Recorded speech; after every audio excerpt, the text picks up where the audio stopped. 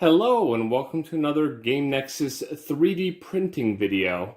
As you can see, we're over here by the 3D printer, which since last time it now has its own little printer stand, and it sits right next to my regular printer here, which is that one right here, which is just like a LaserJet black and white printer. As you can see on the platform here is the little Buddha that I printed in the last video.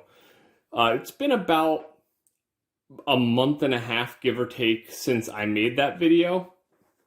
And of course, one of the first things I printed was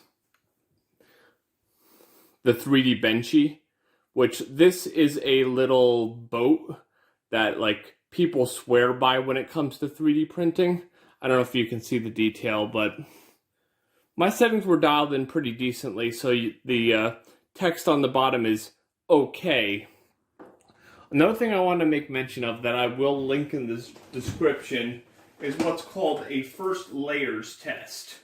If you're ever having an issue where that text on the bottom of the Benchy doesn't print, instead of printing a whole Benchy, you can print one of these. Unfortunately, I can't seem to locate the one that succeeded, but as you can see, this is a single layer. If it's like this, that's bad. You don't want there to be any gaps at all. This one's a little bit better. And then the last one I had, there was no gaps at all, which means the 3D printer was completely printing the first layers, no problem at all. And the one thing I will let you know about, these little Benchy boats, they're absolutely useless. It's a good 3D printer test to tell you that a lot of your settings are dialed in. As you can see, there's all different kinds of shapes, and this is one continuous print. But once you get one of these to print, that's probably the only time you're going to do it, unless you're one of those 3D printing people I see on online who are think that this is the coolest thing ever. But I had a lot where it would fail here, that the this actual back section of the little cabin here would just all fall off. And a lot of times if you have the filament too hot, this will not work either. Now, one of the first things I did, which at this point I have painted, was this action figure here, which is actually a Rocksteady from Ninja Turtles. This was actually a failed print. If you notice the top of his head, if you look very carefully, you'll notice it has a cut to it, because the printer started...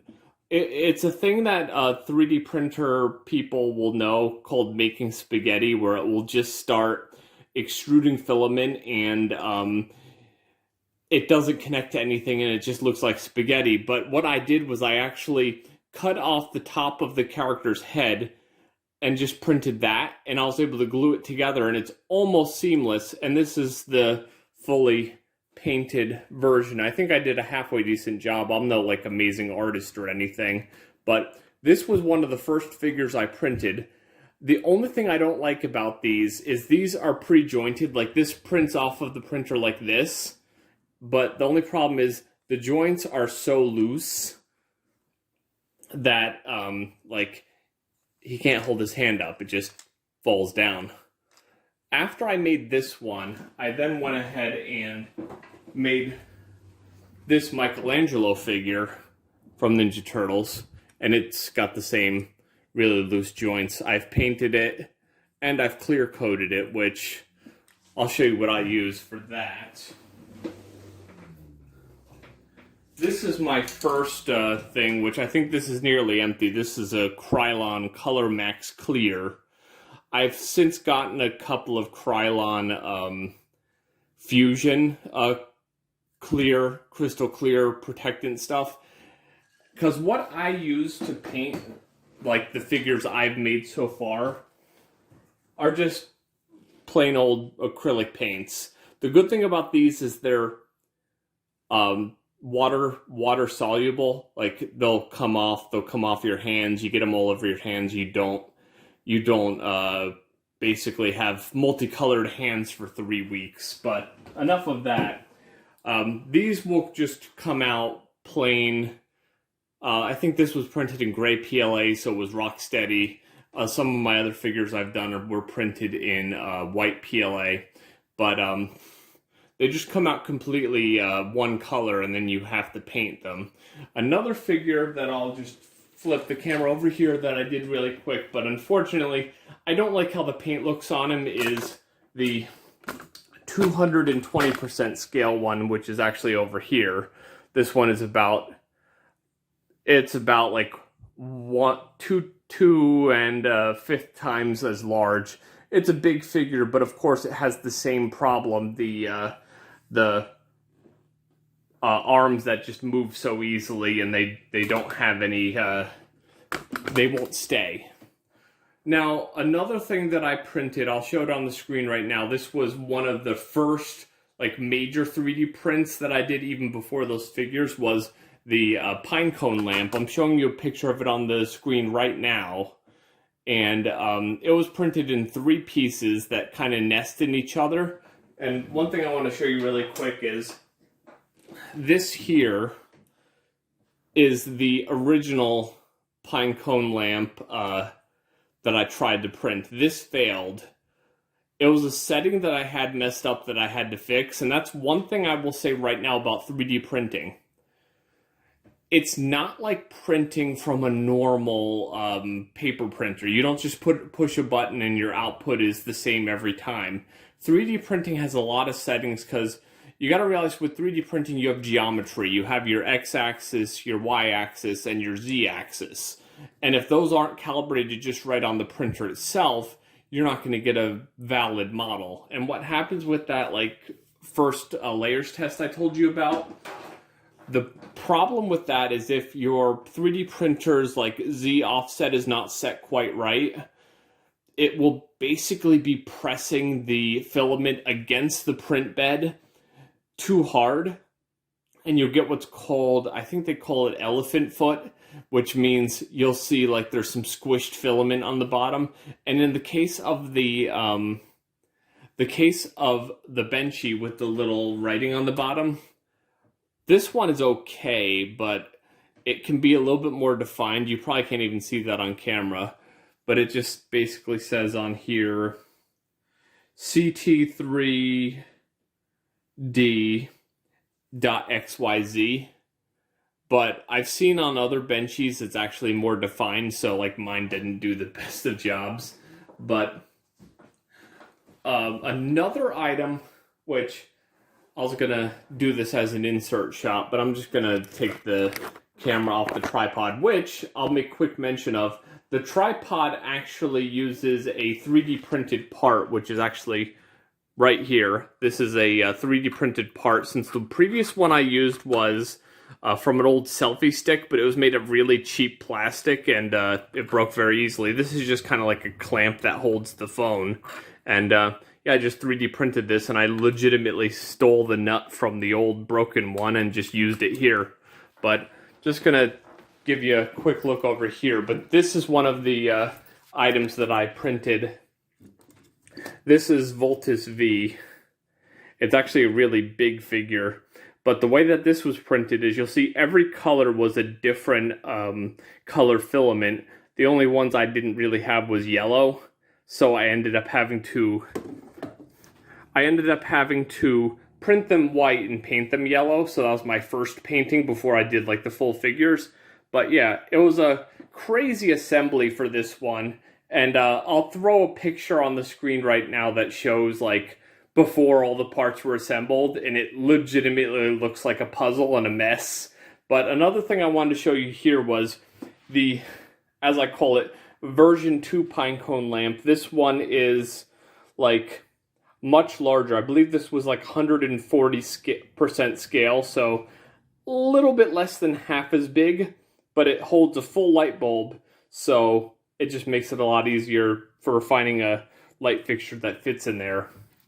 But now as far as the, I'm going to slide the camera back in here, but as far as the figures go, I have made a few more that I like a lot better. Like for instance, the first figure I ever painted was this one here. Here's Shredder. He's actually done in gray and black, similar to how he would be in the cartoon. Eventually, with this one and another one I'm going to do, I plan to add the purple cape. But it's really fun to actually do these, so that this is actually done differently, because you'll see his hand holds up. It doesn't fold down like Rocksteady's did, because the cool part about these figures is they're printed in pieces. So the arm, the hand, legs, head, body, they're all individual pieces. So the good part about that is if one piece fails, you just reprint that piece. Because what actually happened on this figure, when I was going to take the support material off the one of the hands, one of the blades on Shredder's gauntlet there kind of broke, so I had to print a new hand. And one of the legs failed because what happened was the little thing that holds it in the joint here, it didn't print quite right. So it was basically, instead of being like two little things that push into the joint, it was just a bunch of strings, and there was no way to push it into the joint. So I just printed a new leg and the new hand, and then sure enough, Shredder had all its pieces here. And then that was the first figure I ever printed. The only thing I don't like is I used the Sharpie permanent marker on his face, and when I sprayed the clear coat on him, it ran. So I kind of learned from now on not to use like a marker for anything, because I guess the clear coat stuff kind of reacts with that and waters it down. That's why if you notice here, the Rocksteady figure I showed previously, notice how his eyes are still there, because that's actually just a dot of paint. So that didn't get messed up like the Shredder one did. And now here's one more figure that I did that actually I finished painting him the same time as Rocksteady. This is Bebop. And I think I did a pretty good job with him. All of these figures, when I paint them, I'm trying to get them to look as close to the cartoon version as possible. Like, the one thing I really don't like is that weird, the actual, how Shredder looks, the figure. I'll throw a picture on the screen right now. But it's like, Shredder has no shirt on, and like, all the colors are wrong. And then you have to wrap the cape around so he doesn't look like he's completely shirtless, and like, I don't understand the logic behind that, so that's why I had painted mine more like the Shredder from the TV show. But yeah, Bebop here, I think I did a pretty good job, but the only problem is you really can't tell because of the paint covers it up well, but the bottom of his head kind of messed up a little, but I think that's a pretty good figure, and I will, of course, be trying to make more of these. This is just the regular sized one. So let me just think here. One of the figures that I am... Oh, let me show you one more thing here. The first print I did that was not like a Benchy or the little Buddha here was this. I now regret doing this in black PLA because it's hard to see, but it's this jointed robot here. This printed on the print bed, and it was laying on its back like this, but I figured if this would print, I would try printing other things. So I printed this, then I tried printing the pinecone lamp, and that first failure happened. Then I tried it again, and it printed, and then the rest is history. I printed everything else, like the Rocksteady figure, the Michelangelo figure, then the big Michelangelo figure, and yeah, everything's been working out. But every once in a while, you just have to tweak your settings. But what I was going to say is, the next figure I'm working on, which will probably be the next video you'll see as far as 3D printing goes, is this one. This is a 225% scaled Shredder figure. So this is just his head. And then you'll see his legs still have the support material on them. And that's one thing I will make note of right now.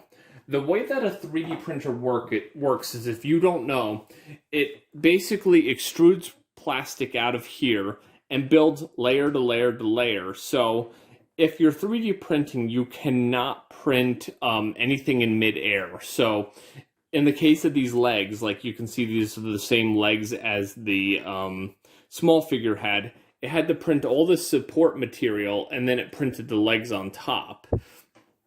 And I'm actually looking at this right now. I'm noticing there's a lot more detail here. That since this is a bigger figure, I'll be able to paint a bit more detail. But if you look into the support material, you'll see there's not a lot in there, because I only do what's called a 5% infill for the support material, because I'm going to end up peeling this back anyway, and it's going to just get tossed away, which this bag here is all the junk that I basically have from support materials, failed prints.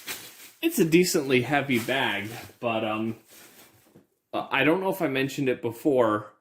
It's a decently heavy bag, but it's not that much failed prints. But yeah, as I said, in my next video, I'll probably be showing you taking the support material off this and painting it. I have an idea that I'm going to try, is that to paint the parts before I put them together and then clear coat them, because then you won't have the problem where, I'll show you like on Bebop here, like if I'm trying to paint the shoulder pad here, the green will get on the shoulder of the figure. So I would just have this arm piece, and I'd just be painting that.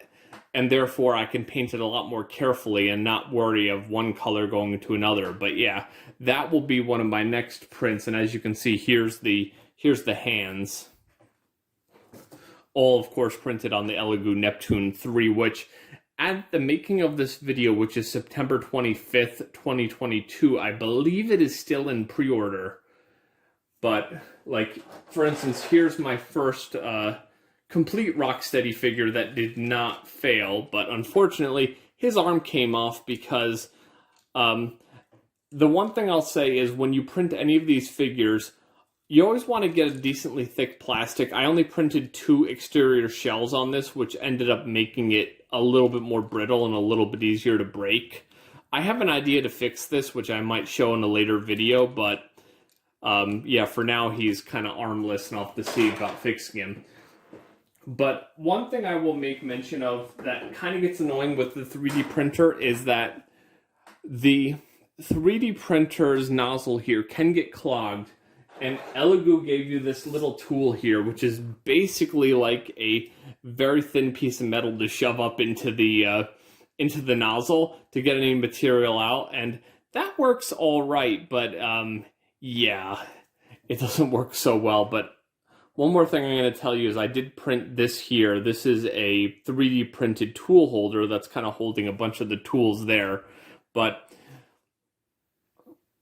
one more thing I wanted to say was, the thing I like about printing these single piece print models, but as you can see, I printed the legs together, the hands together, the arms together. If you want to make a really big one, you can scale it a lot better because the whole figure doesn't have to fit on the print bed, like, say, Michelangelo there.